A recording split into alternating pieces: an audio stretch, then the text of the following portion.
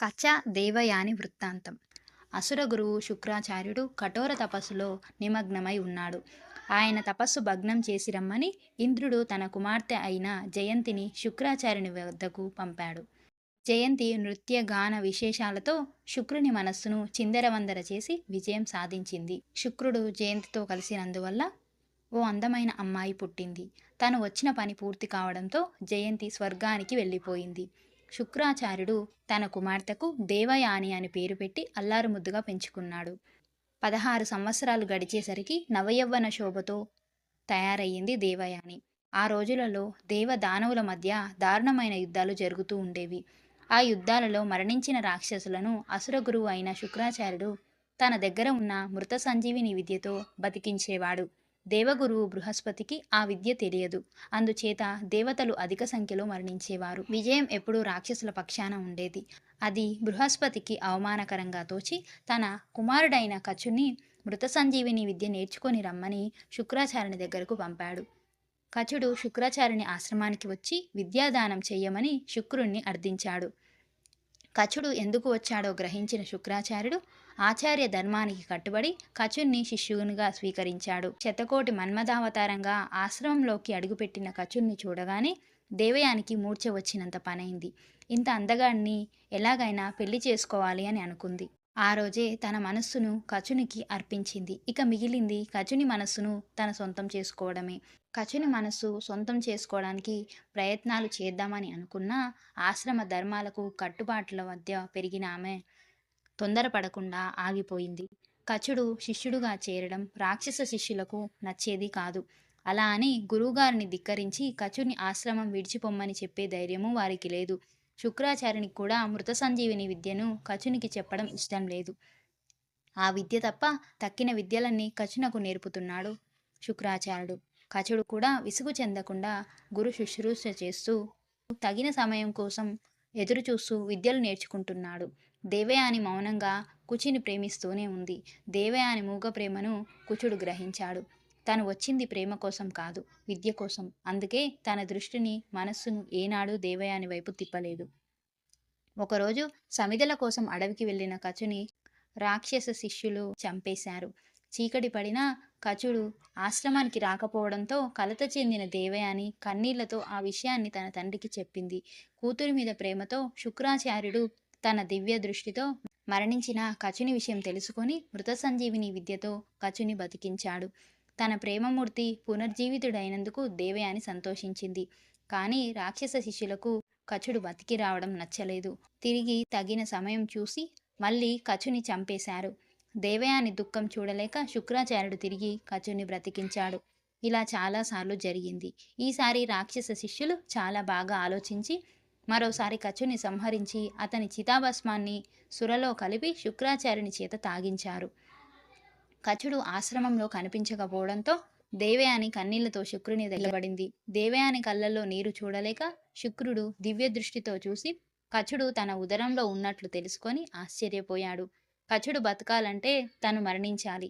తను బతకాలంటే కచునకు మృత సంజీవిని విద్య నేర్పాలి. బాగా ఆలోచించి తన శరీరంలో ఉన్న కచునకు మృత సంజీవిని విద్య నేర్పాడు. కచుడు శుక్రాచార్యుని శరీరం చీల్చుకొని బయటకు వచ్చాడు. శుక్రుడు మరణించాడు. శుక్రుణ్ణి బతికించవద్దని దేవతలంతా కచునకి నచ్చజెప్పారు. గురుద్రోహం చేయలేనని కచుడు మృత సంజీవిని విద్యతో శుక్రాచార్యుని బతికించాడు. దేవయాని సంతోషించింది. తను వచ్చిన కార్యం నెరవేరడంతో కచుడు గురువుగారి దగ్గర సెలవు తీసుకొని స్వర్గం వెళ్ళడానికి సిద్ధమవుతున్న సమయంలో దేవయాని కన్నీళ్లతో వచ్చి తన ప్రేమను తొలిసారిగా తెలియజెప్పి తనను విడిచి వెళ్ళవద్దని అర్థించింది. కచుడు వినలేదు.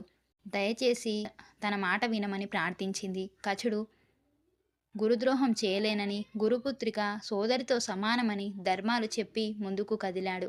దేవయాని ఇక ఆగలేకపోయింది.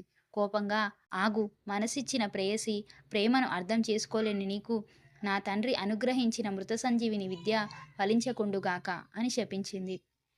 కచుడు బాధపడలేదు. చిరునవ్వుతో, దేవయాని, మృత సంజీవిని విద్య నాకు ఫలించకపోదు, కానీ నా నుండి నేర్చుకున్న వారికి అది ఫలించుతుంది. కానీ ధర్మబద్ధుడనైన నన్ను శపించిన నేరానికి నిన్ను బ్రాహ్మణుడు వివాహమాడుకుండుగాక అని ప్రతిశాపమిచ్చి స్వర్గం వెళ్ళిపోయాడు కచుడు.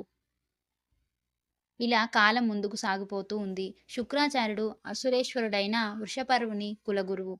వృషపర్వుని కుమార్తె శర్మిష్ఠ అహంభావి. దేవయాని ఆమె స్నేహితురాలు. ఒకరోజు శర్మిష్ఠ దేవయానితో చెలికత్తెలతో కలిసి వనవిహారానికి వెళ్ళి అక్కడున్న కొలను దగ్గర తమ దుస్తులు ఉంచి జలక్రీడలు చేస్తున్నారు. ఇంతలో ఈదురుగాలి వీచడంతో వారి దుస్తులన్నీ కలిసిపోయాయి. ఆ కంగారులో దేవయాని శర్మిష్ఠ దుస్తులు ధరించింది. అది చూసి శర్మిష్ఠ కోపంగా, దేవయాని, నీవెంత స్నేహితురాలివైనా నా చెలికత్తెవు. నీ తండ్రి నా దగ్గర సేవకుడు.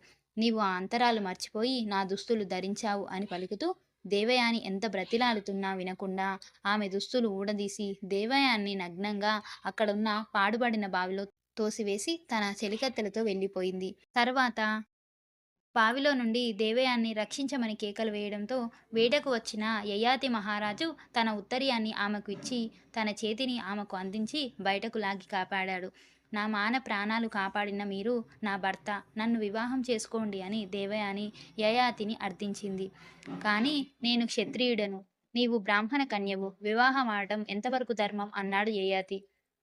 దేవయాని కచుడు తనకిచ్చిన శాపం గురించి యయాతికి చెప్పింది. యయాతి ఆమెను వివాహమాడడానికి ఒప్పుకున్నాడు. శుక్రాచార్యుడు కూడా వారి వివాహానికి అంగీకరించాడు.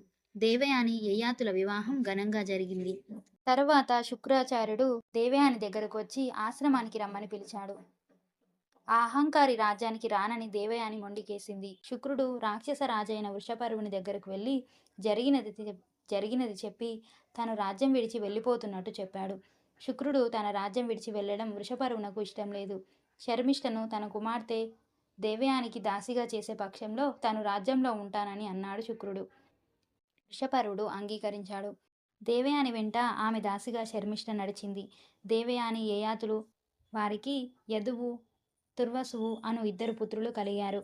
ఒకరోజు శర్మిష్ఠ యయాతిని సమీపించి, స్వామి, నేను మీ దాసిని, నేను కూడా రాజకుమార్తెను, నన్ను వివాహం చేసుకోండి అని అడిగింది. దానికి యయాతి అంగీకరించి ఆమెను వివాహం చేసుకున్నాడు. తర్వాత శర్మిష్ఠ కూడా సంతానవతి అయింది. ఈ సంగతి తెలిసి దేవయాని, శుక్రులు కోపోద్రిక్తులయ్యారు. యయాతిని వృద్ధుడు కమ్మని శుక్రాచార్యుడు శపించాడు. యయాతి క్షమించమని శుక్రుణ్ణి వేడుకున్నాడు.